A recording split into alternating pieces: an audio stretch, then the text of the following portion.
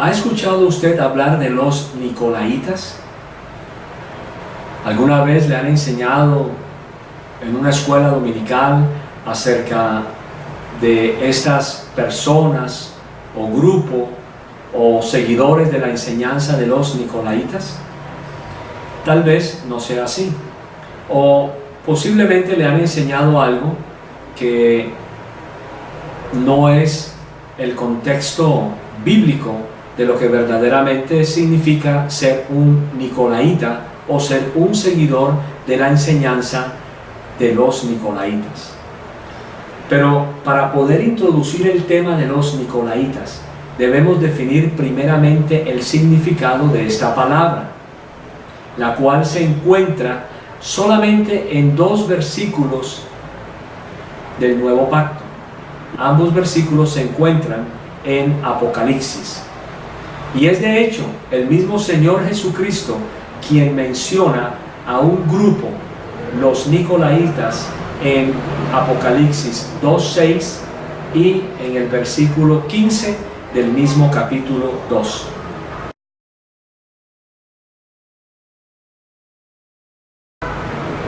El mismo Señor usa la palabra aborrezco, refiriéndose a las obras de los Nicolaitas y lo que esto pudiera sobrellevar. Posteriormente, el mismo Señor afirma en Apocalipsis 2:15.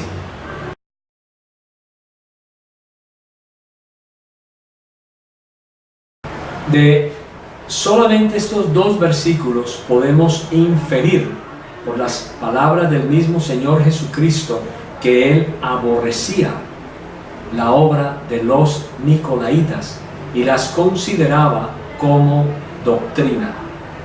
Algunas Biblias traducen doctrina como enseñanza, la cual es considerada por Dios mismo como doctrina o enseñanza aborrecedora.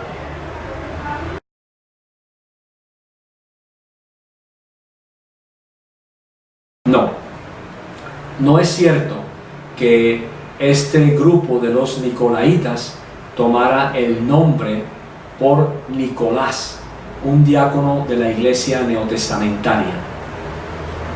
Más bien pienso que nos han querido enseñar falsamente y distraer la atención hacia el verdadero sentido de esta enseñanza o doctrina. Nicolás sí fue un diácono de la iglesia neotestamentaria, como lo vamos a ver ahorita en Hechos de los Apóstoles, pero no existe ni bíblica ni históricamente alguna evidencia para tal afirmación. Y lo dicho fue agradable delante de toda la congregación, y escogieron a Esteban, un varón lleno de fe y del Espíritu Santo, y a Felipe, y a Prócoro, y a Nicanor, y a Timón, y a Parmenas, y a Nicolás, un prosélito de Antioquía. Entonces, ahí vemos el nombre de Nicolás, como posteriormente es designado un diácono, y que de hecho era un prosélito, es decir, era un gentil temeroso de la palabra.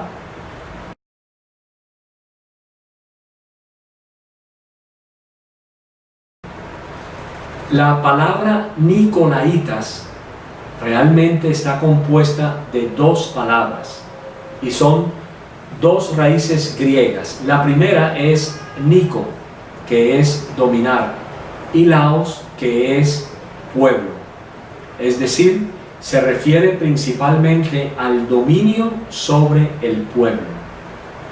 ¿Cuál pueblo? El pueblo de Dios, es decir, su grey, su iglesia.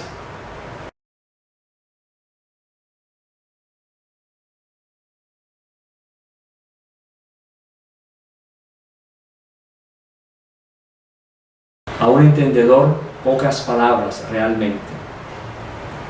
Cuando usted analiza este versículo frase por frase, si lo desea hacer, se va a dar cuenta que está hablando de un apacentar la grey de Dios entre vosotros, cuidando de ella ni por fuerza,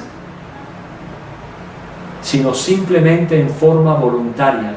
Tampoco cuidamos la grey de Dios ni con avaricia de ganancia material, sino de buena voluntad. Y tampoco es enseñorearse de las heredades, sino siendo ejemplos de la grey. Entendiendo el sentido de la palabra en su etimología, podríamos entonces afirmar que todo lo que nos han querido enseñar acerca de que esta doctrina fue introducida por Nicolás es totalmente falso. Lo considero como un desvío de un hecho real y verdadero que existe en el cuerpo de Cristo en medio de las congregaciones locales, y es el no querer enseñar que hoy día la gran mayoría de pastores, ancianos, apóstoles, profetas, salmistas, presbíteros inclusive, practican esta enseñanza todavía de acuerdo con la afirmación de nuestro Señor Jesucristo. El diccionario Strong no arroja luz sobre voluntariamente. Sin embargo, y para mayor claridad, busqué el significado de esta palabra en el diccionario RAE, el cual afirma: dicho de un acto que nace de la voluntad y no por fuerza o necesidad extrañas a la voluntad. ¿Está usted liderando una iglesia porque no tiene necesidades extrañas a la voluntad? ¿Está usted pastoreando, dirigiendo una iglesia sin deseos de tener ganancias extras o ilícitas a través de pactos y de siembras? Porque la palabra voluntariamente, según el diccionario RAE, es algo que se hace por espontánea voluntad y no por obligación o deber. Enseñoreándoos proviene del griego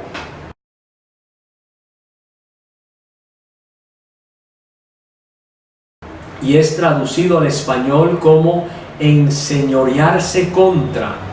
Es decir, cuando usted tiene una pastocracia en su iglesia, usted, apreciado pastor que me oye, porque no le podría decir amigo, porque usted se está enseñoreando contra la grey de Dios. Es decir, controlar, subyugar. Si eso es lo que usted hace en su iglesia, si es su última palabra la que vale, juntamente con esa junta directiva que posiblemente usted maneja y domina a su antojo, pues déjeme decirle que usted es un simple nicolaíta.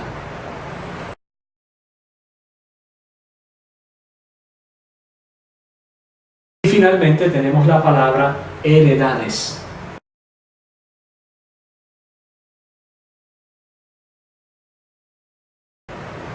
Que se traduce como por implicación, porción, como así conseguida, por extensión, adquisición, específicamente patrimonio, figuradamente. Es decir, aquellos que estamos liderando la grey de Dios, lo estamos haciendo de forma voluntaria. Y déjeme decirle algo, estamos simplemente, o más bien hemos adquirido algo figuradamente, algo que no es nuestro, algo que no nos pertenece, algo que le pertenece solamente a Dios. Y si usted explota esa grey, si usted solamente está buscando ganancias, está buscando avaricia, si usted desea hacer simplemente una campaña en algún lugar particular y todavía sigue recogiendo diezmos y ofrendas en medio de ese pueblo que desconoce a Dios, entonces usted simplemente es un nicolaíta. Velad por vosotros mismos y por todo el rebaño en que el Espíritu Santo os puso por cuidadores para pastorear la iglesia de Dios, que adquirió mediante su propia sangre.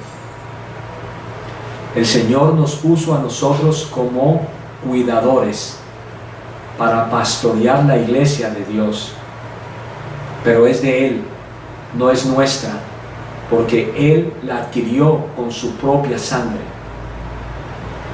Pero vosotros sois linaje escogido, sacerdocio real, nación santa, pueblo por posesión, para que proclaméis las proezas del que os llamó de la tiniebla a su luz admirable. Amado hermano y hermana que me escuchas o que me estás viendo en estos momentos también, tú eres linaje escogido por Dios. Tú eres sacerdote. Tú formas parte del sacerdocio real. Tú tienes derecho también a todo lo que tiene derecho un pastor, porque tú también eres sacerdote. El pastor no es el único sacerdote en la iglesia. Tal vez en la Iglesia Católica Romana, y tristemente hemos adquirido las costumbres de ella, pero eso es una herejía que va contra el mismo Señor.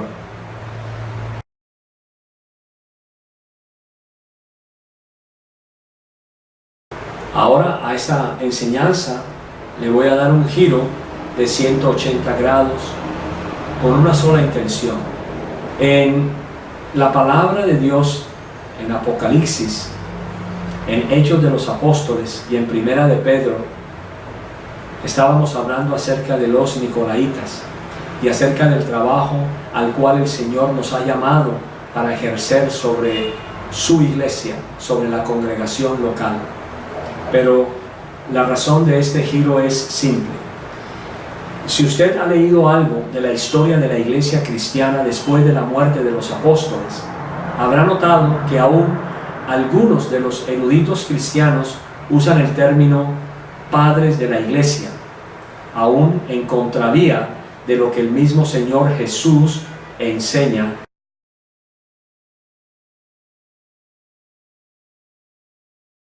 Por lo tanto, usar ese término así, sea en un sentido histórico, no es correcto. Es simple tradición humana que estaría en contra de la palabra y de la verdadera y única tradición que debemos seguir. Cuando usted investiga, encontrará definiciones muy variadas, aún entre los cristianos, definiendo a este grupo de personas.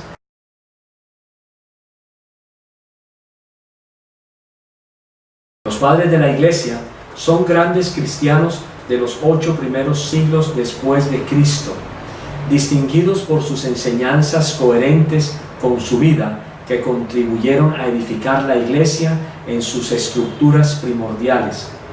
Padres de la iglesia se llaman con toda razón aquellos santos que con la fuerza de la fe, con la profundidad y riqueza de sus enseñanzas, la engendraron y formaron en el transcurso de los primeros siglos, escribe San Juan Pablo II en la carta apostólica Patres Ecclesiae, publicada en el año 1980 con ocasión del 16º centenario de la muerte de San Basilio. Ellos fueron para el desarrollo de la iglesia lo que fueron los apóstoles para su nacimiento. Dieron forma a las instituciones de la iglesia, a su doctrina, su liturgia, su oración, su espiritualidad. Fijaron el canon completo de los libros sagrados, compusieron las profesiones básicas de la fe, precisaron el depósito de la fe en confrontaciones con las herejías y la cultura de la época, dando origen así a la teología. Pusieron las bases de la disciplina canónica y crearon las primeras formas de la liturgia. En cierto sentido, es verdad lo que está afirmando este comentario, pero también es cierto que muchas de las enseñanzas de los primeros padres de la iglesia fueron totalmente falsas y algunas de ellas heréticas. Es decir, los mal llamados padres de la iglesia del siglo II, III y IV prácticamente prepararon el escenario para la posterior, o más bien la continuidad de la enseñanza de los nicolaitas.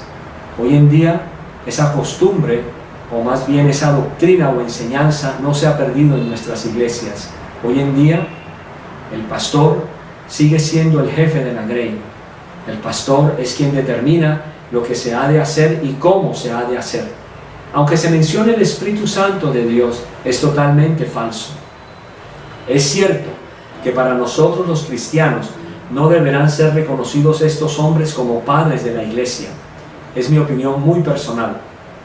También es cierto que colaboraron, como dije anterior, en cierto modo a la defensa de ciertas doctrinas ortodoxas, pero nada más.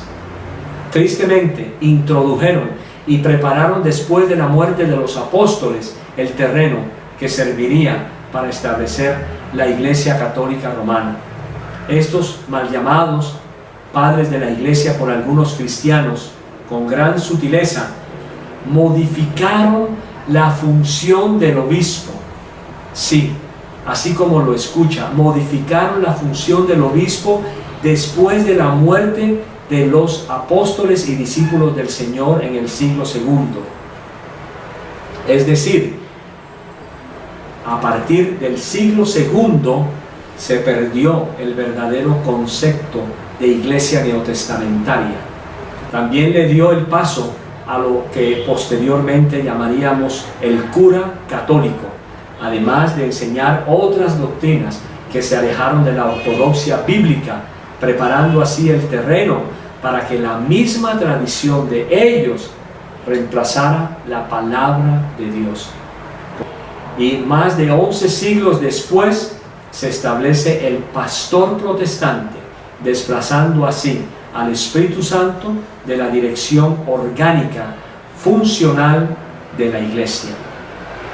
Esta doctrina o enseñanza, la cual aborrece el Señor y que ha sido explicada anteriormente, es sostenida en la Iglesia cristiana del siglo XXI.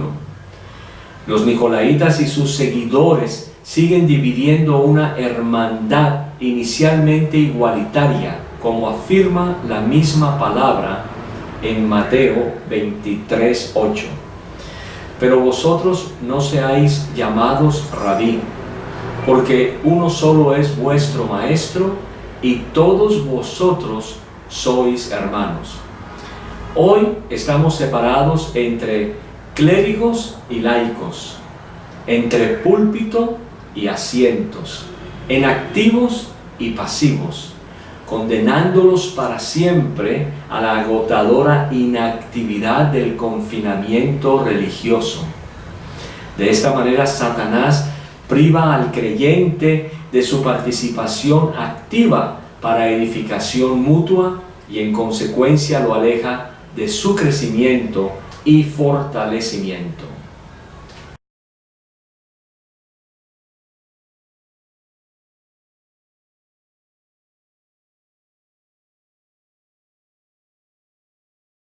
De esta manera se les impone un esquema totalmente diferente de aquel que reconoce la actividad de diversos dones, servicios y operaciones sin ningún tipo de jerarquía.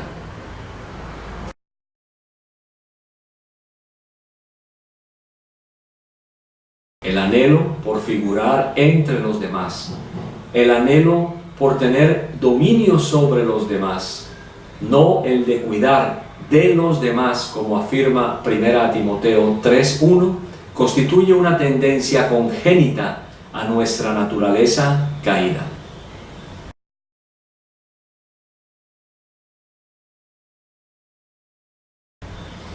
El tema de la igualdad de los santos es tratado con la habitual perfección de nuestro Señor en los siguientes pasajes.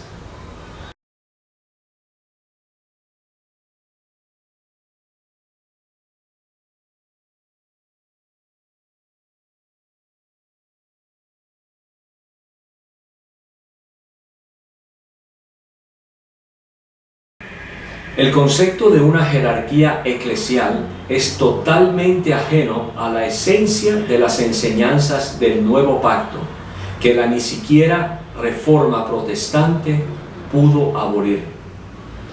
Cuando se establecen escalafones, inmediatamente se establecen diferencias, y en estas, sin duda, unos se hallarán en escaños superiores a otros.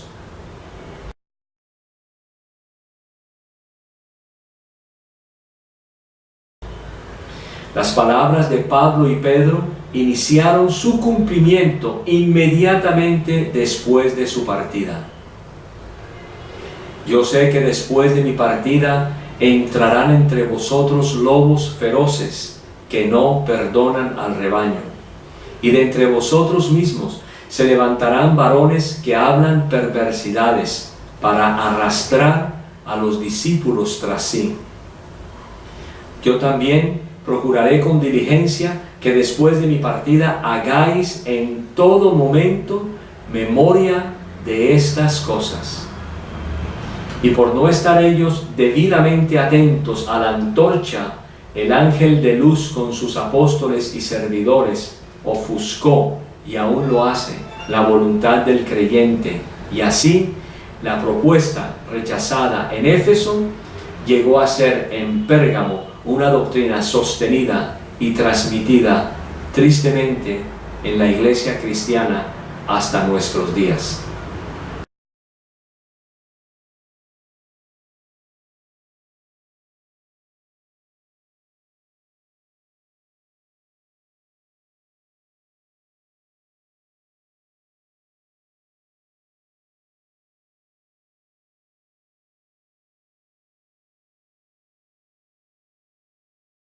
Dios lo bendiga.